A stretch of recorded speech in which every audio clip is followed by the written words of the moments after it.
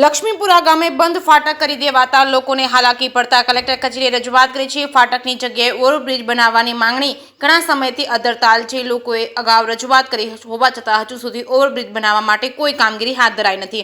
Overbridge નહીં બને તો આગામી દિવસોમાં સ્થાનિકો ગાંધી ચિંધ્યા માર્ગે લડી લેવાના મૂડમાં છે। અધિકારીઓ ન સંભાળતા હોવાના સ્થાનિકોએ કર્યા છે આક્ષેપ।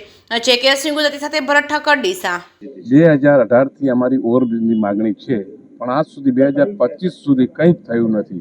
જ્યારે પદાધિકારીઓને મળીએ છીએ, રાજકીય માણસોને મળીએ છીએ તો એમ જ કહે છે થઈ જશે ને થઈ જશે, પણ આજ સુધી કશું જ થયું નથી। અને મને તો એમ પણ લાગી રહ્યું છે કે હજુ પણ કશું થશે નહીં। આ એટલા મોટા લોકો એ દીઠા થઈ ગયા છે કે આપણી વાત તો સાંભળવા એ તૈયાર જ નથી। એટલે હું કહું છું કે 100% હવે આંદોલનના માર્ગે જવું પડશે, નહીંતર આપણી માંગ પૂરી થશે નહીં। ખાસ કરીને જે વિદ્યાર્થી મિત્રો અહીંથી 25-30 હજાર પબ્લિક છે, એ વિદ્યાર્થી ત્યાંથી જતા હતા કે આ ઓવરબ્રિજ પાલનપુરના શહેરમાંથી વચ્ચેથી જવું પડે છે। કોઈ વાર એક્સિડન્ટની કંઈ બને એ થાય એ પણ સરકાર દેખતી નથી કે શું જરૂરિયાત છે। ન જરૂરિયાત હોય તો ઓવરબ્રિજ બને છે, જો જરૂરિયાત છે તો ઓવરબ્રિજ બનતો નથી।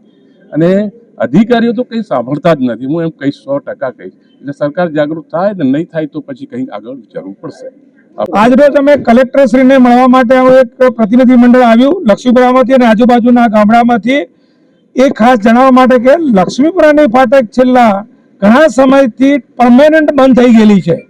ઘણી બધી પ્રજાને હાડમારી ઊભી થઈ ગયેલી છે। દરેક વખતે કંઈક ને કંઈક અમને મોટા નેતાશ્રીઓ અને પદાધિકારીઓ કહે છે કે ટૂંકા ગાળામાં બ્રિજ બની જશે। પ્રજાની છેલ્લા આપશ્રીને જણાવતો અમને બહુ દુઃખદ અનુભવ થાય છે કે આજથી 1 વર્ષ પહેલા લક્ષ્મીપુરાના ગામના જોપે 20,000 પબ્લિક ભેગી થઈ અને આંદોલન લઈ અને ગાંધી માર્ગે ચિંધ્યા માર્ગે અહીંયા આંદોલન કરવા આવી હતા।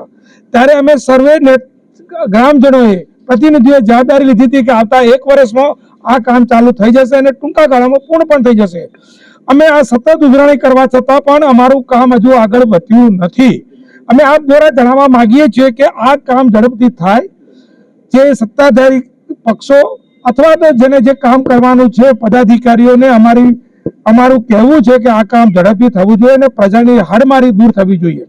જુઓ, માણસને હંમેશા સહનશક્તિ પણ હોય છે, દરેકને સહનશક્તિની એક લિમિટ હોય છે। અમે કોઈ એવું નથી કહેતા કે અમે કોઈ હિંસક આંદોલન કરી નાખીએ કે આમ કરી નાખીએ ને આમ કરી નાખીએ, એ તો અમારો પાવર નથી। અમે પ્રજા છીએ, પ્રજા હંમેશા સરકારની સાથે જ હોય છે। પણ અમે એટલું ચોક્કસ કહીએ છીએ કે અહિંસા ગાંધી માર્ગે ચીધે પણ અમે આંદોલન કરીશું। જરૂર પડે તો કંઈ આગળ પણ વધીશું। તો અમે અમારા સત્તાધિકારીને બધાને જણાવતો ખુશી પણ અનુભવીએ છીએ, દુઃખની લાગણી પણ અમને સાથે સાથે છે કે આ કામ ઝડપથી થાય અને જે કામ ટૂંકા ગાળામાં થશે તો પ્રજા આપની સાથે છે અને રહેશે ને રહેશે। ખૂબ ખૂબ અભિનંદન।